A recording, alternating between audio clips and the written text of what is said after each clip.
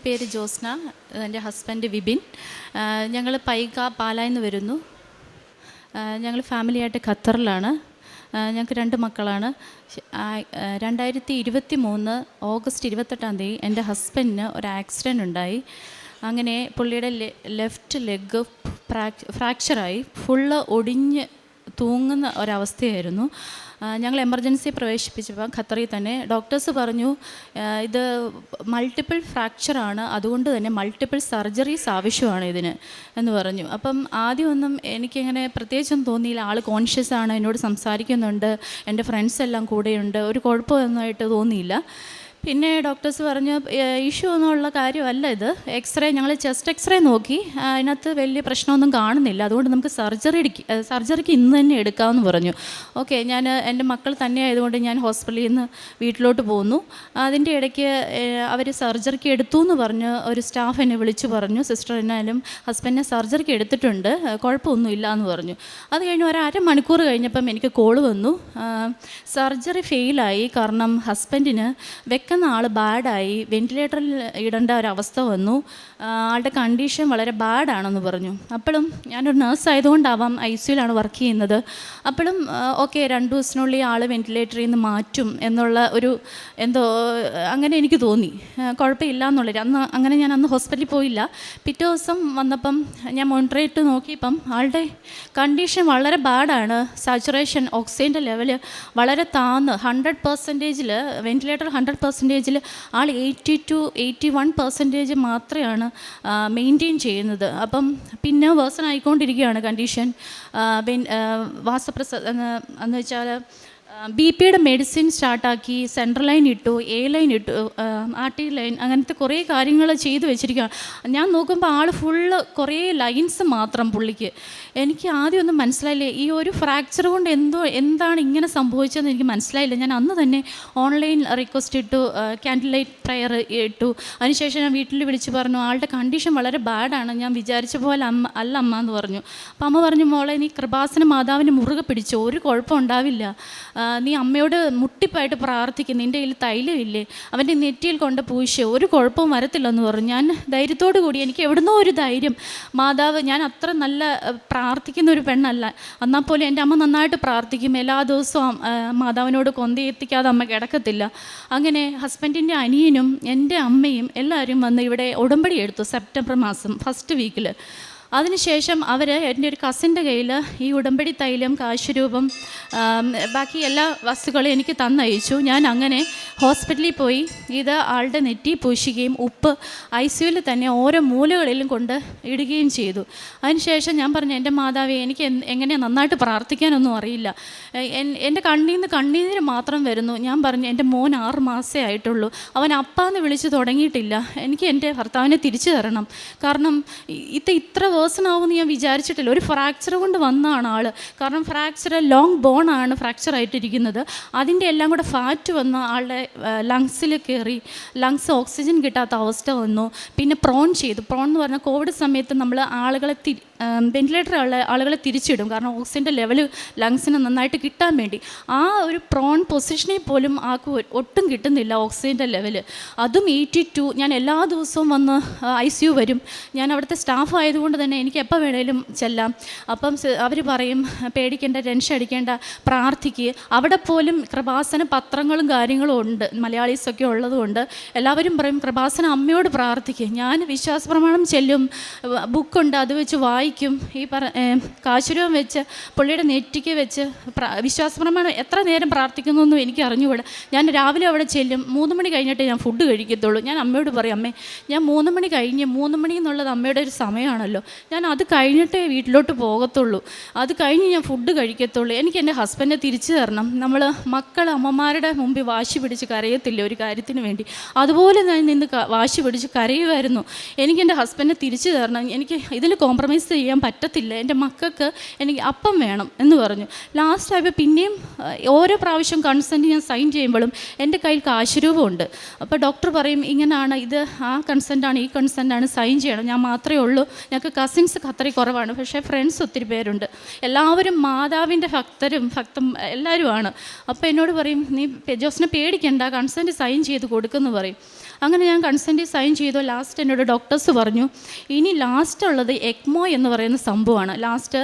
കാരണം ഇതിലൊന്നും നിൽക്കുന്നില്ല ആൾ, ഇനി എക്മോയ്ക്ക് നമുക്ക് പോകാം. കാരണം ലങ്സിന് റെസ്റ്റ് കൊടുത്തിട്ട് ഒരു മിഷൻ വെച്ചാണ് ബാക്കി പ്രവർത്തനം മൊത്തം. അതെന്ന് പറഞ്ഞാൽ ഞാനും ഈ പറഞ്ഞ എക്മോ ആ ഒരു ICUലല്ല വർക്ക് ചെയ്യുന്നത്. ഞാൻ കേട്ടിട്ടേ ഉള്ളൂ, ഇത് എക്മോ എന്താണെന്ന് പോലും എനിക്കറിയത്തില്ലായിരുന്നു. അങ്ങനെ എക്മോ മിഷൻ വെച്ചു.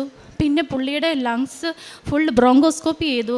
ഫുള്ള് ബ്ലഡാണ്, ബ്ലഡ് സ്റ്റെയിനാണ്. ബ്രോങ്കോസ്കോപ്പി ചെയ്തപ്പോൾ എല്ലാം ബ്ലഡ് വരുന്നത്, പ്ലേറ്റ്ലെറ്റ് കുറവ്, ബ്ലഡ് ട്രാൻസ്ഫ്യൂഷൻ കൊടുക്കുന്നു.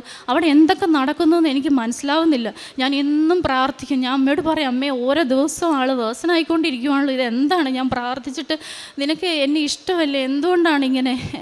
എൻ്റെ ഹസ്ബൻഡാണെങ്കിൽ ഒരു പാവമാണ്, എനിക്ക് എൻ്റെ ഹസ്ബൻഡ് തിരിച്ചു തന്നെ എന്നൊക്കെ ഞാൻ ഇന്നങ്ങ് കരച്ചിലാണ്, ഭയങ്കര കരച്ചിലാണ്. ഒരു രക്ഷയില്ല. ഞാൻ എൻ്റെ പിള്ളേരെ പോലും നോക്കുന്നില്ല. എനിക്ക് സഹായത്തിന് ചേച്ചിയുണ്ട്. ഞാൻ ചേച്ചിയോട് ചോദിക്കും, മക്കൾ എന്നാ എടുക്കുന്നു?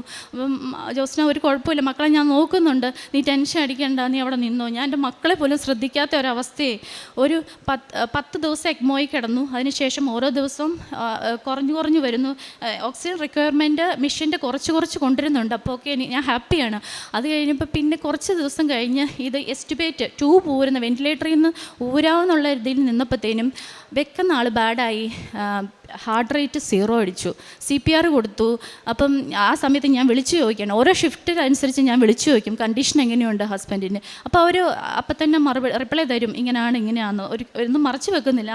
അത് കഴിഞ്ഞ് ലാസ്റ്റ് എന്നോട് പറഞ്ഞു, സിസ്റ്റർ ഹസ്ബൻഡ് എസിസ്റ്റോള് ഹാർട്ട് റേറ്റ് 0 അടിച്ചു കേട്ടോ, നിങ്ങൾ CPR കൊടുത്തു, BP മെഡിസിൻ എല്ലാം പോകുന്നുണ്ട്, ബാക്കി എല്ലാ ഐനോട്രോപ്പ് സപ്പോർട്ട് എല്ലാം പോകുന്നുണ്ട്. അപ്പം എനിക്ക് പിന്നെ വാക്കുകളില്ല. ഞാൻ അവിടെ ഇരുന്ന് എൻ്റെ മകളെ കെട്ടിപ്പിടിച്ച് കരഞ്ഞു. മോൾക്ക് 10 വയസ്സാണ്. മോള് പറഞ്ഞു, അമ്മ കരയണ്ട, അമ്മ മാതാവിനോട് പ്രാർത്ഥിക്കുന്ന ആളല്ലേ, മാതാവിന് കരയുന്നവരെയൊന്നും ഇഷ്ടമല്ല, അമ്മ നന്നായിട്ട് പ്രാർത്ഥിക്കാൻ പറഞ്ഞു. ഞാൻ എൻ്റെ മോളെ കെട്ടിപ്പിടിച്ച് കരഞ്ഞു. അപ്പം തന്നെ ഞാൻ ഹോസ്പിറ്റലിലോട്ട് പോയി, ചട്ടിയുടെ അടുത്ത് വന്നിരുന്നു. എന്നിട്ട് പിന്നെ ഈ തൈലം പൂശലും എല്ലാം ചെയ്യുന്നുണ്ട്. പക്ഷേ എനിക്കൊരു ഇമ്പ്രൂവ്മെൻറ്റ് കിട്ടുന്ന എല്ലാ ദിവസവും ഇരിക്കുകയാണ്. ലാസ്റ്റ് എസ്റ്റിമേറ്റ് ചെയ്തതിന് ശേഷം ആൾ CPR അടിച്ചതിന് ശേഷം അന്ന് തോന്നുന്നു ആൾക്ക് ഐ കോണ്ടാക്റ്റ് ഇല്ല.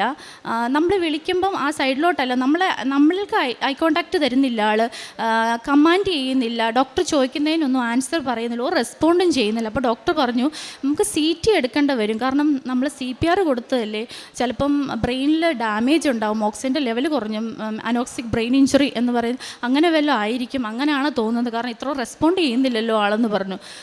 അത് അന്നത്തെ ദിവസം ഞാൻ അവിടെ നിന്ന് ആളുടെ അടുത്ത് വന്നിട്ട്, ഇതങ്ങനെ ഒന്നും ആയിരിക്കില്ല. അപ്പോൾ എന്നോട് ഡോക്ടർ പറഞ്ഞു CT എടുക്കാം, CT എടുത്തിട്ട് വേറെ അനോക്സിക് ആണെങ്കിൽ നമുക്ക് ട്രക്യോസ്റ്റമി ചെയ്യാം. ട്രക്യോസ്റ്റമി എന്ന് പറഞ്ഞാൽ കഴുത്തിൽ തുളയിട്ട് വെൻറ്റിലേറ്റർ ഘടിപ്പിക്കുന്ന ആ ഒരു ഇതാണ്.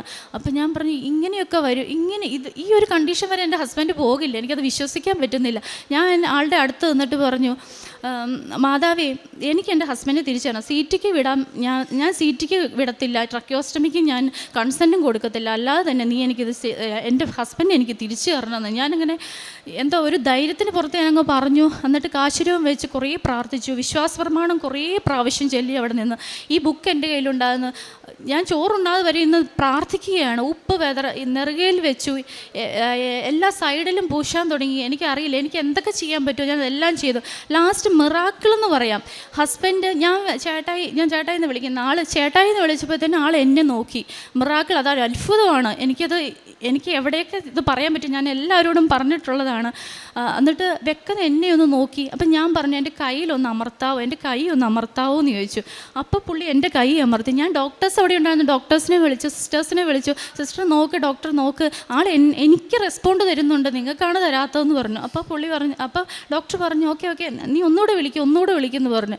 അപ്പം ആൾ എൻ്റെ നേരെ നോക്കി, ഓക്കെ ആണോ എന്ന് ഞാൻ ചോദിച്ചപ്പോൾ ആൾ പറഞ്ഞു, ഞാൻ ഓക്കെ. കണ്ണിങ്ങനെ കാണിച്ചു, എൻ്റെ കൈ ഒന്ന് അമർത്താൻ പറഞ്ഞപ്പോൾ ആൾ എൻ്റെ കയ്യിൽ, ഞാൻ കൈ വെച്ച് കൊടുത്തപ്പോൾ ആൾ എൻ്റെ കൈ അമർത്തി. അപ്പോൾ ഡോക്ടർ പറഞ്ഞു, ഓക്കെ, CTക്ക് ഇനി നമുക്ക് പോകണ്ട, ആ CTയുടെ ആവശ്യമില്ല, കാരണം നിന്നോട് പുള്ളി റെസ്പോണ്ട് ചെയ്യുന്നുണ്ട്, അത് മതി, ഇനി പയ്യെ ആയിക്കോളും, ട്രക്യോസ്റ്റമി നമുക്ക് പോസ്റ്റ്പോണ്ട് ചെയ്യാം, അതിൻ്റെ ആവശ്യം ഇപ്പം ഇല്ല എന്ന് പറഞ്ഞു. അത് ഞാൻ പറഞ്ഞല്ലോ, ഒരു മിറാക്കിളാണ്. എനിക്ക് ആ ഒരൊറ്റ സമയം കൊണ്ട് കിട്ടിയ ഒരു വലിയ അത്ഭുതമാണത്. അത്രയും നേരവും ഡോക്ടർ പറഞ്ഞത് നമുക്ക് CT ചെയ്യാം, ട്രക്യോസ്റ്റമി ചെയ്യാമെന്നാണ്. ആ ഒരു സമയം മാതാവ് പ്രവർത്തിച്ചതാണ്. അത് കഴിഞ്ഞ് അപ്പം തന്നെ ട്യൂബ് ഉണ്ടായിരുന്നു മൂക്കിൽ ഫുഡ് എടുക്കാൻ വേണ്ടി. ലിക്വിഡായിരുന്നു ശരിക്കും പറഞ്ഞാൽ നമ്മൾ ആദ്യം കൊടുക്കുന്നത്. പക്ഷേ ട്യൂബ് ഊരിയിട്ട് ഫുൾ ഡയറ്റ് നമ്മൾ കഴിക്കുന്ന ഫുഡ് തന്നെ പുള്ളി അന്ന് കഴിച്ചു എന്നുള്ളതാണ്. ഈ ഒരു ദിവസം തന്നെ എനിക്ക് വളരെ ഹാപ്പിയായി. പിന്നെ ഗ്രാജുവലി എല്ലാം വേഗം പുള്ളി റിക്കവറായി. ഡോക്ടർ പറഞ്ഞു ഫിസിയോതെറാപ്പി വേണ്ടി വരും, 6 to 1 year വരെ ഫിസിയോതെറാപ്പിക്ക് പോകണം, കാല് സെറ്റ് ആവത്തില്ല. കാരണം ഇത്രയും ഇതിൻ്റെ ഇടയിൽ കുറേ സർജറീസ് നടന്നു. അത് സക്സസ്ഫുൾ ആയിരുന്നു. ബട്ട് ഇതെല്ലാം ഒത്തിരി സമയം എടുക്കുമെന്ന് പറഞ്ഞു. പക്ഷേ ഒരു 3 മാസം കൊണ്ട് ഓഗസ്റ്റ് അഡ്മിറ്റായി. ഒരു നവംബർ ലാസ്റ്റ് ആയപ്പം പുള്ളി ഡിസ്ചാർജായി വീട്ടിൽ വന്നു. ഫിസിയോതെറാപ്പി ഞങ്ങൾ പോയിട്ടേ ഇല്ല. കാരണം അന്ന് ഹോസ്പിറ്റലിൽ വെച്ച് മാത്രം ഫിസിയോതെറാപ്പിസ്റ്റ് വന്നൊന്ന് ചെയ്തതേ ഉള്ളൂ. ഞാൻ വിചാരിച്ചു ഫിസിയോതെറാപ്പിസ്റ്റ് പോകേണ്ട വരുമെന്ന്. പക്ഷേ അതിൻ്റെ ഒന്നും ആവശ്യം വന്നില്ല. ഞാൻ നേർന്നത് മാതാവിനോട് പറഞ്ഞു, മാതാവ് ഈ അൾത്താരയിൽ നടന്നു വന്ന് ഈ സ്റ്റെപ്പ് കയറാൻ പുള്ളിക്ക് പറ്റണം, ഒരു സപ്പോർട്ടും ഇല്ലാതെ എന്ന് പറഞ്ഞു. മാതാവ് അവിടം വരെ ഞങ്ങളെ കൊണ്ട് എത്തിച്ചു. ഇപ്പോൾ ഒരു സപ്പോർട്ടും ഇല്ലാതെയാണ് ആൾ വന്നത്.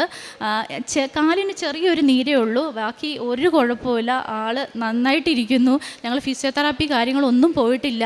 മാതാവ് തന്ന ഈ അനുഗ്രഹം എന്ന് പറയുന്നത് എനിക്ക് വിശ്വസിക്കാൻ പറ്റാത്ത ഒരൊറ്റ ദിവസം കൊണ്ട് സംഭവിച്ച ഒരു കാര്യമാണ്. മാതാവിന് ഒരു കോടി നന്ദി. അതുപോലെ ഇത്രയും ലേറ്റായതിന് മാതാവിനോട് ക്ഷമ ചോദിക്കുകയാണ്. 2023 കഴിഞ്ഞ വർഷം എനിക്ക് വരാൻ പറ്റിയില്ല, ലീവ് ഉണ്ടായിരുന്നില്ല. അതുപോലെ ഹസ്ബൻഡിന് ക്രച്ചർ ഉണ്ടായിരുന്നു, ജസ്റ്റ് ഒരു സപ്പോർട്ട്. അപ്പം മാതാവിനോട് ഞാൻ പറഞ്ഞത് വിത്തൗട്ട് സപ്പോർട്ട് കയറി വരണം എന്നാണ്. ആ വിത്തൗട്ട് സപ്പോർട്ട് ഇന്നാണ് എനിക്ക് പറ്റിയത്. അതുകൊണ്ട് മാതാവേ ഒരു കോടി നന്ദി. ഞാൻ അന്ന് ഉടമ്പടി ഓൺലൈനാണ് എടുത്തത്. പിന്നെ ഞാൻ ഇന്നാണ് ഉടമ്പടി എടുക്കാൻ വന്നത്. അതെൻ്റെ ജോലിയുടെ ഇതായതുകൊണ്ടാണ്. 1 year കഴിഞ്ഞിട്ടാണ് ഞാൻ വന്നത്. അതുകൊണ്ടാണ് ഹസ്ബൻഡേയും കൂട്ടി ഇന്നാണ് എനിക്ക് വരാൻ പറ്റിയത്. കാരുണ്യ പ്രവർത്തനങ്ങൾ അവിടെ വെച്ചിട്ട് എനിക്ക് ഡെലിവറി ബോയ്സ് ഒക്കെ വരുമ്പോഴത്തേനും നമ്മൾ കാശ് കൊടുക്കും. അല്ലാതെ ഫുഡ് പരമായിട്ട് ആരെങ്കിലുമൊക്കെ ഉണ്ട് ഹോസ്പിറ്റലിൽ പേഷ്യൻസ്, അവിടെ നേപ്പാളീസ് അങ്ങനെയുള്ളവരാണ്, അവർക്ക് ഫുഡ് കൊണ്ട് കൊടുക്കും. പിന്നെ നമ്മുടെ അല്ലാതെ യൂട്യൂബ് പരമായിട്ട് യൂട്യൂബിലെല്ലാം വീഡിയോസ് എല്ലാ ദിവസവും ഞാൻ കാണുമായിരുന്നു, ഒരെണ്ണം പോലും മിസ്സാക്കിയിട്ടില്ല. അങ്ങനെ പിന്നെ ഇവിടെ വന്നിട്ട് ചെയ്യാൻ പറ്റുന്ന കാരുണ്യപ്രവർത്തികൾ വിശ്വാസ ജീവിതം മെച്ചപ്പെട്ടു. നേരത്തെ കുടുംബ പ്രാർത്ഥന എന്ന് പറയുന്നത് ഞങ്ങൾക്ക് എല്ലാ ദിവസവും ഒന്നും നടക്കത്തില്ലായിരുന്നു. പക്ഷേ ഇപ്പോൾ എല്ലാ ദിവസവും കുടുംബ പ്രാർത്ഥനയുണ്ട്. ഹസ്ബൻഡും വിശ്വാസത്തിൽ വന്നു ഈ ഒരു ഇൻസിഡൻറ്റിന് ശേഷം. വിലാപങ്ങളുടെ പുസ്തകം 3-ാം അധ്യായം 22-ാം തിരുവചനം അരുളി ചെയ്യുന്നു, കർത്താവിൻ്റെ സ്നേഹം ഒരിക്കലും അസ്തമിക്കുന്നില്ല, അവിടുത്തെ കാരുണ്യം അവസാനിക്കുന്നില്ല, ഓരോ പ്രഭാതത്തിലും അത് പുതിയതാണ്, അവിടുത്തെ വിശ്വസ്തത ഉന്നതമാണ്. തൻ്റെ ഹസ്ബൻഡിൻ്റെ അപകടത്തിൽ ഉണ്ടായ തടസ്സങ്ങൾ, അതായത് എന്തെല്ലാമായിരുന്നു കോംപ്ലിക്കേഷൻസ്, പിന്നീട് ഹസ്ബൻഡുമായിട്ട് ഇന്നിവിടെ വന്ന് നിൽക്കുമ്പോൾ ഉടമ്പടി തൻ്റെ കുടുംബത്തിലുള്ളവർ വന്നെടുത്ത കാര്യവും താൻ ഓൺലൈൻ ഉടമ്പടിയാണ് എടുത്തത്. നേർച്ച വസ്തുക്കളൊക്കെ അവിടെ ഈ മകൾക്ക് ലഭിക്കാനിടയായതും അങ്ങനെ ഹസ്ബൻഡിനെ പരിശുദ്ധ അമ്മ തന്നെ, അമ്മയുടെ മധ്യസ്ഥതയിൽ കിട്ടിയ കൃപയായിട്ട് തന്നെ തൻ്റെ ഹസ്ബൻഡിൻ്റെ ജീവിതത്തെ ഈ മകൾ ഇന്ന് മറ്റുള്ളവരുടെ മുമ്പിൽ തുറന്ന് കാണിക്കുകയാണ്, പങ്കുവയ്ക്കുകയാണ്. തൻ്റെ ജീവിതവും എങ്ങനെ മാറി, കുടുംബത്തിലെ പ്രാർത്ഥന, അതുപോലെ കൂദാശ ജീവിതത്തിലൊക്കെയുള്ള തീഷ്ണത, ഇതെല്ലാം തങ്ങൾക്ക് വർദ്ധിച്ചു. കാരുണ്യ പ്രവർത്തനങ്ങൾ, പ്രേക്ഷിത പ്രവർത്തനം, ഇതിനൊക്കെ സമയം കണ്ടെത്തുന്നു. ഇന്നാണ് ഇവിടെ വന്ന് തീർത്ഥാടക ഉടമ്പടി എടുത്ത് തൻ്റെ ഹസ്ബൻഡുമായിട്ട് വന്ന് ഈ മകൾ അനുഭവ സാക്ഷ്യം പങ്കുവയ്ക്കുന്നത്.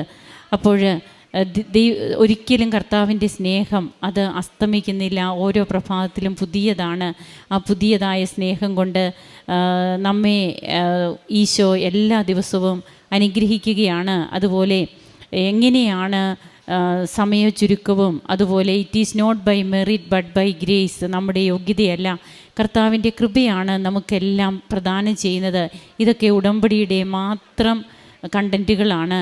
അതെല്ലാം ഈ അനുഭവ സാക്ഷ്യത്തിലൂടെ നമുക്ക് മനസ്സിലാകുന്നു.